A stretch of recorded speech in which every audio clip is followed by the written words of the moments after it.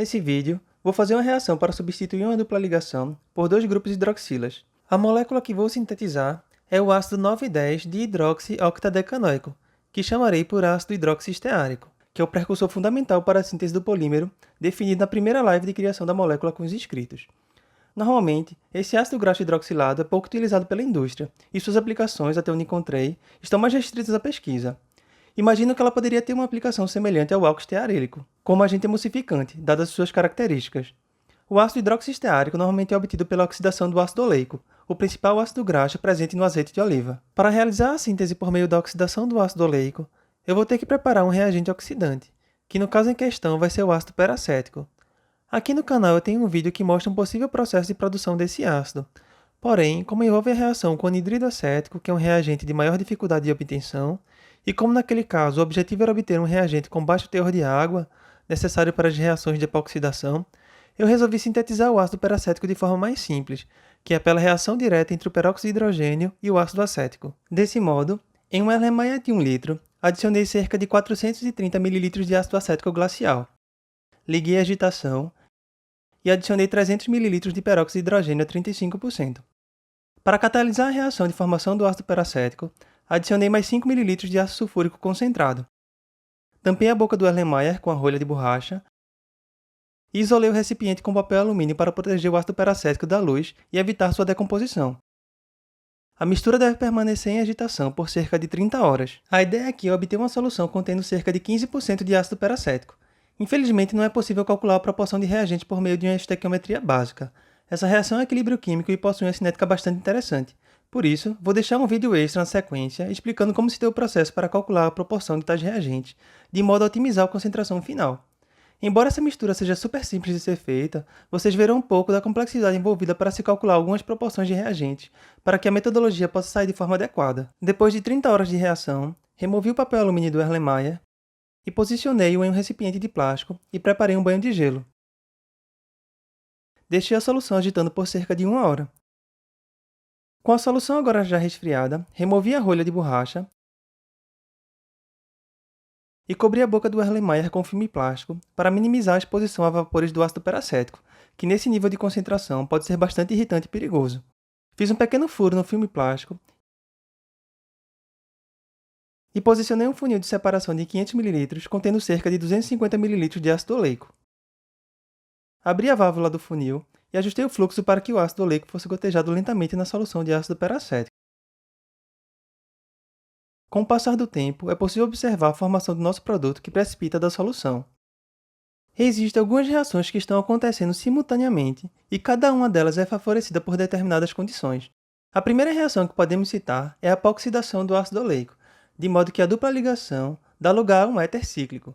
Essa é uma reação favorecida quando mantemos a temperatura baixa, com a menor presença de água e quando o catalisador da reação da produção do ácido peracético encontra-se neutralizado, que no nosso caso é o ácido sulfúrico. Como minha intenção não foi obter o ácido oleico epoxidado, eu não me preocupei com nenhum desses fatores. A intenção do controle da temperatura no meu caso foi apenas para evitar a degradação prematura do ácido peracético e favorecer o equilíbrio de modo a aumentar a concentração do mesmo no meio reacional. O epóxido formado, por sua vez, pode reagir com água em meio ácido e promover a abertura do éter cíclico, dando origem a duas hidroxilas. Essa reação é favorecida quando se reage em temperatura ambiente ou aquecida, ou quando existe uma maior presença de água e um ácido forte no meio reacional. Outro possível produto formado ocorre quando a dupla, ou mesmo o epóxido, reage com o ácido peracético, dando origem ao ácido hidroxiacetoxiesteárico, onde basicamente ocorreu a adição de uma hidroxila e da função éster do ácido acético.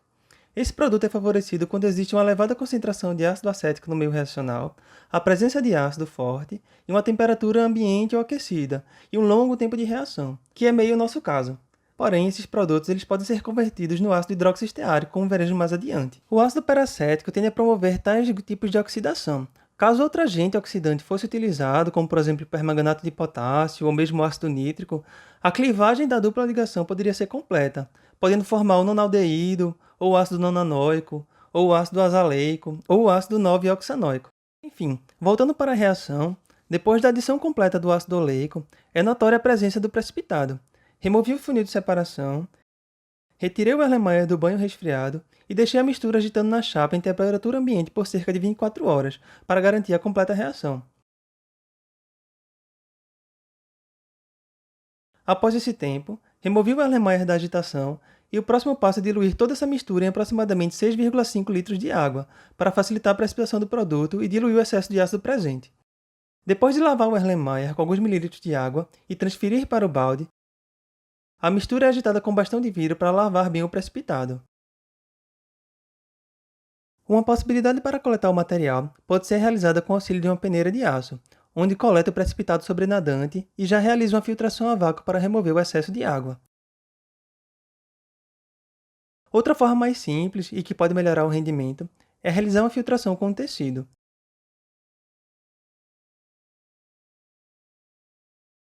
Após adicionar todo o material, o produto deve ser lavado com vários mililitros de água. Por fim, o material é transferido para um becker de 1 litro com auxílio de uma espátula. E aqui está todo o produto coletado, que pode conter o ácido na sua forma epoxidada, hidroxilada ou esterificada. Como o material ainda estava apresentando um forte odor de ácido acético, resolvi lavar o produto obtido com alguns mililitros de água destilada. Em seguida, realizei a filtração a vácuo utilizando o funil de Buchner. Com o material ainda no funil, lavei mais algumas vezes com água destilada e deixei a bomba ligada para auxiliar na secagem. Depois de alguns minutos, transferi o material obtido para um becker de 2 litros e realizei esse mesmo procedimento para o restante do material. E aqui está todo o produto obtido da reação. O próximo passo agora é converter a forma epoxidada e esterificada para a hidroxilada. Para isso, preparei uma solução de 1 litro contendo 100 gramas de hidróxido de sódio e transferi ao produto obtido. Liguei a agitação, isolei o becker com papel alumínio e ajustei a temperatura para 100 graus Celsius. Primeiramente, a base reage com ácido acético para formar o respectivo sal, que passa a ser solúvel em água. Basicamente, nessa etapa a gente forma um tipo de sabão. Simultaneamente, o anel epóxido reage com a base em meio aquoso para formar duas hidroxilas. Outra reação que também ocorre é a hidrólise da função éster em meio básico, formando a respectiva função álcool e o acetato de sódio. Deixei a mistura reagindo por cerca de 5 horas. Ao fim desse tempo, desliguei o aquecimento, removi o papel alumínio e deixei a mistura esfriar para a temperatura ambiente. Aqui podemos notar o tom amarelado que ela adquire ao fim da reação. Com a mistura resfriada, o próximo passo é liberar o ácido hidroxisteárico obtido e precipitá-lo da solução. Dessa forma, adicionei lentamente cerca de 70 ml de ácido sulfúrico concentrado.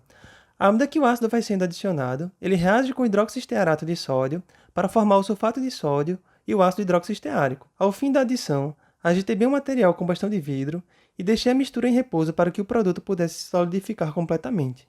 Depois de solidificado, removi o becker da chapa e transferi toda a água contendo o sulfato de sódio, o ácido acético residual e demais impurezas solúveis para outro recipiente. Com o auxílio de um bastão de vidro, quebrei parte do bloco do ácido hidroxisteárico e adicionei aproximadamente 1 litro de água destilada para lavar o material. Coloquei novamente o ácido hidroxisteárico junto com a água na chapa aquecedora. Cobri com papel alumínio e liguei o aquecimento e a agitação. Perto do ponto de ebulição da água, o produto derrete totalmente e deve ficar agitando por meia hora para garantir a lavagem de todo o material. Ao fim, desliguei a chapa, removi o becker para deixá-lo esfriar até que todo o ácido se solidificasse. Novamente descartei a água e tentei quebrar o bloco de ácido hidroxisteárico bruto, mas como estava difícil e para não arriscar danificar o becker, deixei dessa forma, já que na próxima etapa isso não iria fazer nenhuma diferença. O próximo passo agora é realizar uma recristalização do material. Para isso, posicionei o becker na chapa e adicionei aproximadamente cerca de 500 ml de etanol anidro. Nesse ponto, liguei o aquecimento. O etanol lentamente vai passando para o fundo do becker e, com o auxílio do bastão de vidro, vou empurrando mais a barra de ácido para ficar em contato com o etanol. Liguei a agitação e aqui podemos ver que o etanol começa a entrar em ebulição. Lentamente a barra de ácido hidroxisteárico vai sendo solubilizada.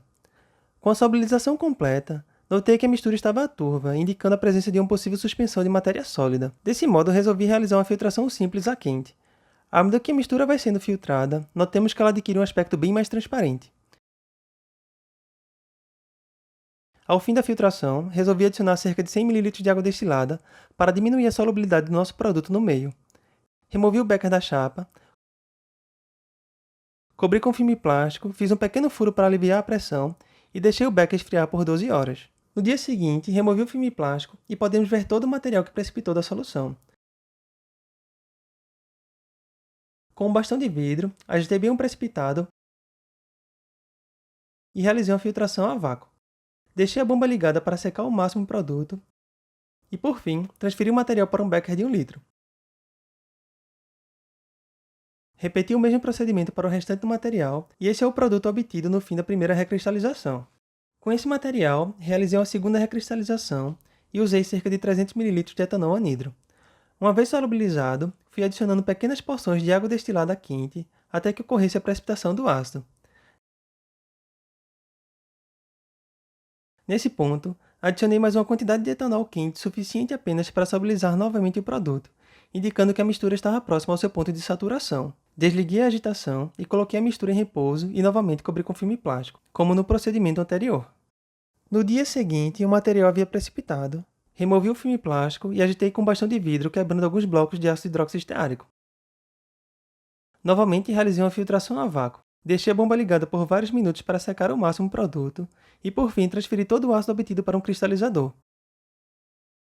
Com a espátula, fui quebrando os pedaços maiores do ácido.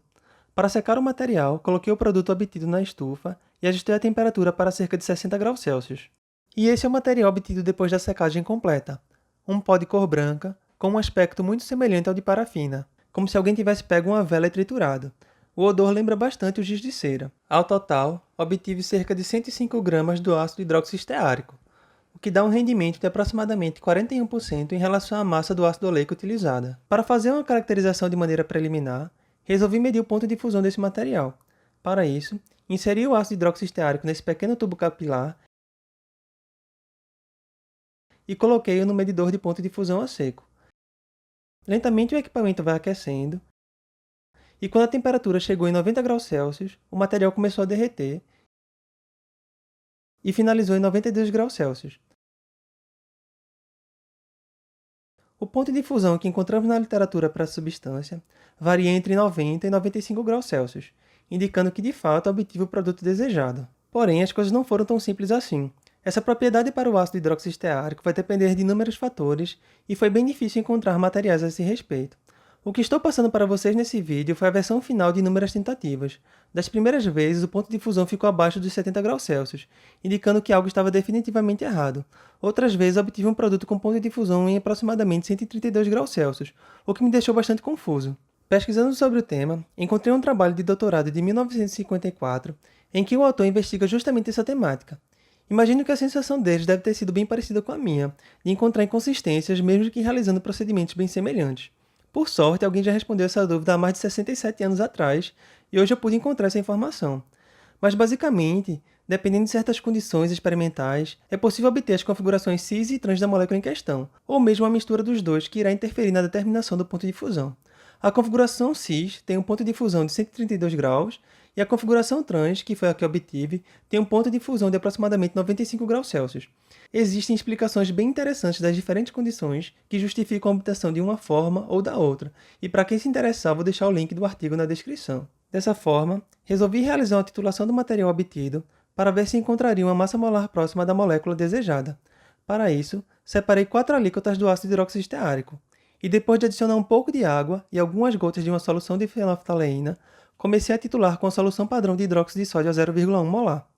Ao final, assumindo uma substância pura e fazendo a média, encontrei que a massa molar seria de 318,8 gramas por mol, ou seja, muito próximos de 316,5 gramas por mol da molécula real, evidenciando mais uma vez a obtenção do ácido hidroxisteárico. Usarei esse produto obtido na minha tentativa de produção do polímero e, quem sabe, em outros projetos futuros.